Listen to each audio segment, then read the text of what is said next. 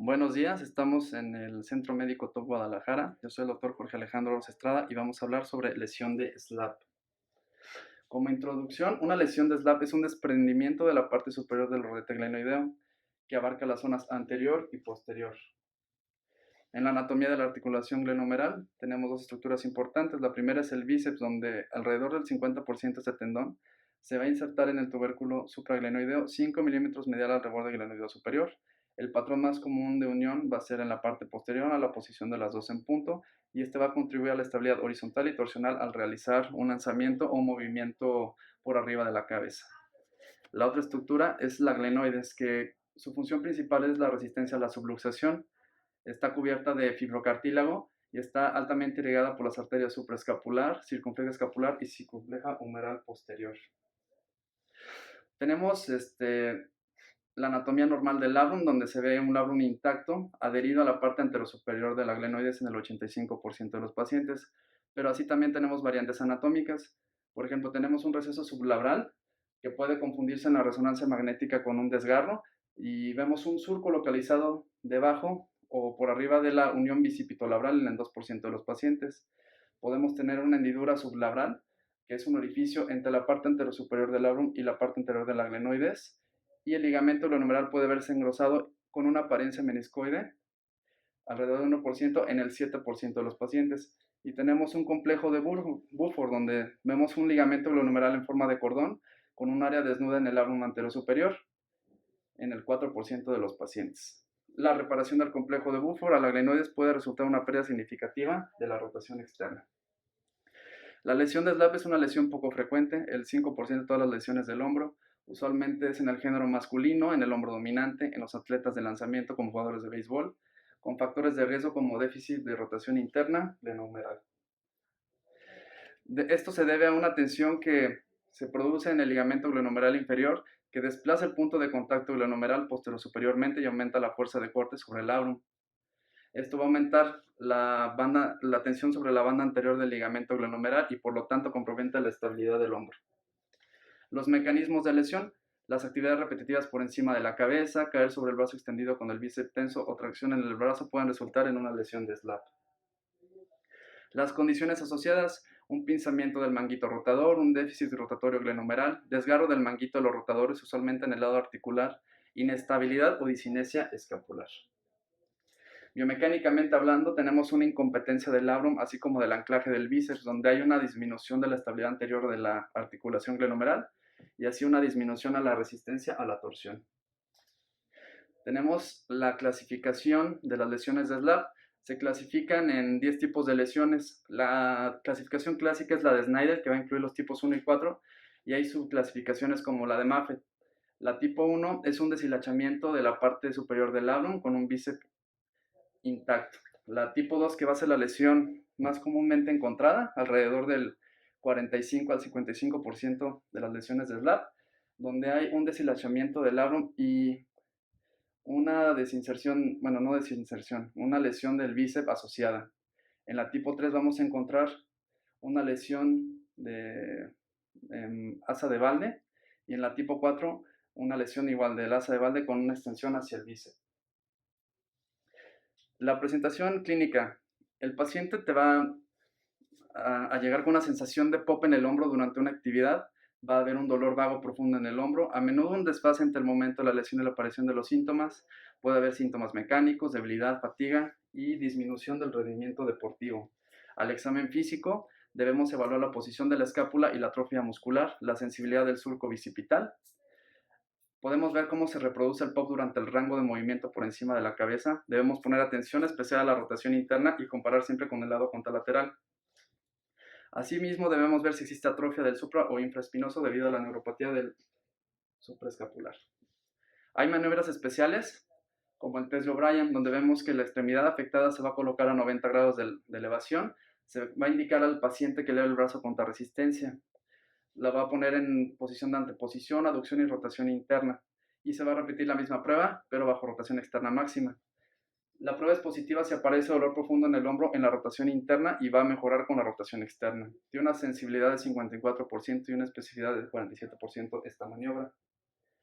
Tenemos el test de aprehensión o test de Crank, donde la extremidad afectada se va a elevar hasta los 160 grados en el plano escapular. Se va a aplicar fuerza axial a la extremidad a la vez que se rota pasivamente el húmero. La prueba será positiva si se reproduce el dolor, el chasquido o la sensación de bloqueo. Tiene una sensibilidad del 91% y una especificidad del 93%. Tenemos las pruebas de carga del bíceps 1 y 2, donde la extremidad afectada se va a colocar en abducción de 90 a 120 grados y rotación externa máxima. El antebrazo se colocará en supinación máxima y el codo se flexionará contra resistencia. Esta prueba será positiva si empeora el dolor o la prensión empeora con la flexión del codo contra resistencia. Esta prueba tiene una sensibilidad del 88% y una especificidad del 96%. Tenemos la prueba del deslizamiento anterior. La mano de la extremidad afectada se colocará sobre la cadera con el pulgar hacia atrás. El explorador colocará una mano sobre el codo, va a ejercer una fuerza axial y ligeramente anterior sobre la extremidad. Y si aparece dolor, chasquido o crujido en la parte de la articulación glenohumeral o en la parte acromioclavicular, la prueba será positiva. La sensibilidad de esta maniobra es de 78% con una especificidad de 91%. Imaginológicamente, en las radiografías vamos a ver hallazgos normales. En la resonancia magnética, esta si se añade contraste interarticular o colocando el brazo en abducción y rotación externa, la sensibilidad, que normalmente es alrededor del 50% y la especificidad del 90%, puede aumentar. Se puede encontrar un quiste del ganglio parabras asociado que es altamente específico para el desgarro del labrum. La primera línea de tratamiento, que sería el conservador, es descanso deportivo seguido de fisioterapia y antiinflamatorios no esteroideos. La rehabilitación debe ser centrada en la disinencia escapular y el fortalecimiento del manguito rotador para todos los pacientes. Aquí tenemos un estudio donde se habla sobre los factores y los resultados en el tratamiento no quirúrgico de los pacientes tratados con lesiones de SLAP en el Asia Pacific Journal of Sport Medicine, Arthroscopy, Rehabilitation and Technology, donde mencionan que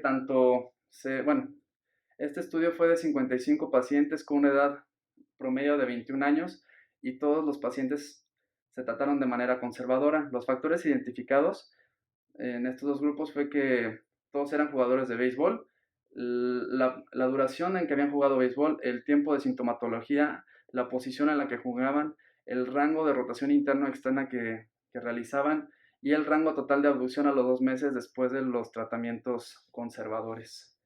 Y vieron que el movimiento temprano de la articulación es el factor más importante para un resultado más satisfactorio. Ahora hablamos un poco de artroscopía. Tenemos los tres portales clásicos, que es el portal estándar posterior, el portal anterosuperior y el portal glenoideo.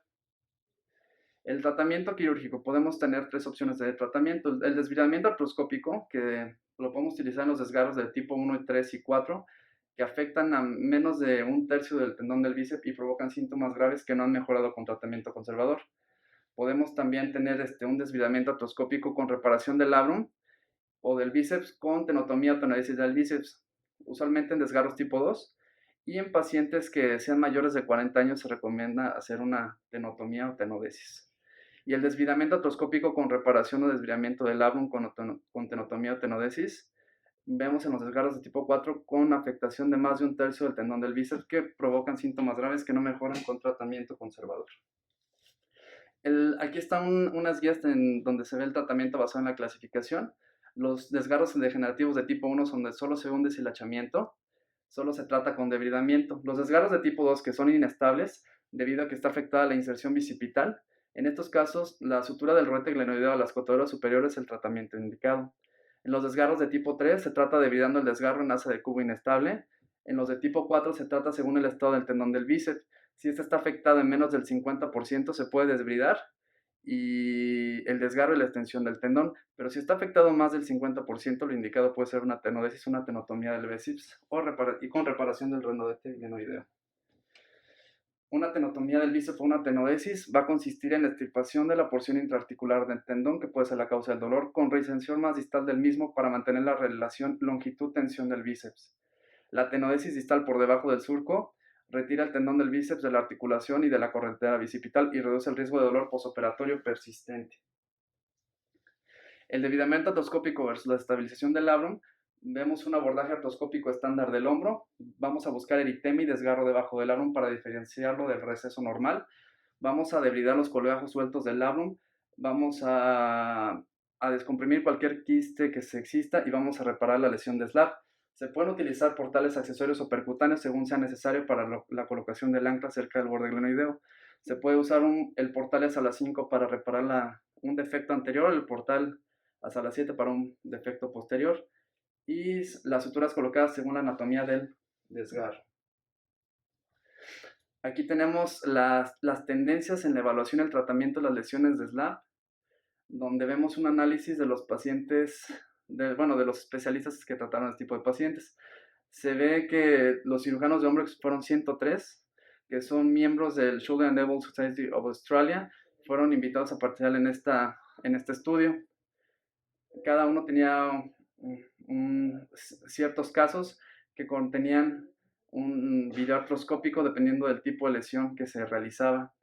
Y contemporáneamente los resultados, no había un acuerdo entre el diagnóstico y el observador.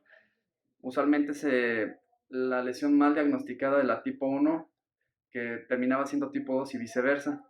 Y los cirujanos preferían tratar las lesiones tipo 2 en pacientes menores de 35 años con una reparación del labro, y en pacientes de edad más avanzada preferían hacer una tenodesis del bíceps. Aquí tenemos otro artículo de The Journal of Arthroscopy and Related Surgery del 2012, donde vemos los resultados después de una reparación artroscópica en lesiones tipo 2.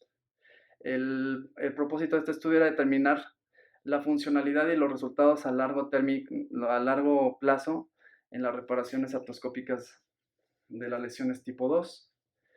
Este estudio fue de enero del 2002 a diciembre del 2017. Se utilizaron 55 pacientes en una media de 77 meses. La edad promedio estaba en los 39 años. Los 23 pacientes eran de edad joven, mientras que 32 pacientes eran de edad un poco más grande. Y como conclusiones, el 87% de los casos tuvieron una funcionalidad buena o excelente con la reparación de lesiones tipo 2 con las técnicas ya descritas. En pacientes mayores de 35 años se prefiere una tenodesis y en pacientes menores de 35 años una reparación del labrum. La rehabilitación. Después de la operación se va a proteger la extremidad intervenida con un cabestrillo durante 4 semanas. Inmediatamente se va a comenzar un programa de recuperación gradual de rango de movilidad. El rango completo de movilidad deberá conseguirse a las primeras 6 semanas. El fortalecimiento muscular comienza con la musculatura periescapular, va a seguir con el manguito de los rotadores y se inicia habitualmente hacia la 4ª semana. Las actividades funcionales dinámicas se van a introducir a los 3 meses y la vuelta a la actividad deportiva se va a retrasar por lo menos hasta los 6 meses. Y algunas complicaciones que podemos tener. En la reparación del desgarro de SLAP puede haber redesgarro, rigidez, dolor persistente. Desgarro del manguito rotador se utiliza el portal transmanguito.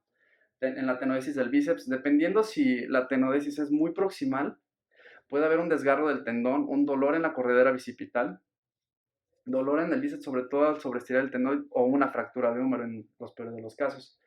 Y en las tenotomías de los bíceps, donde hay debilidad a la flexión y a la supinación, puede haber deformidad estética o fatiga. Eso sería todo. Muchas gracias.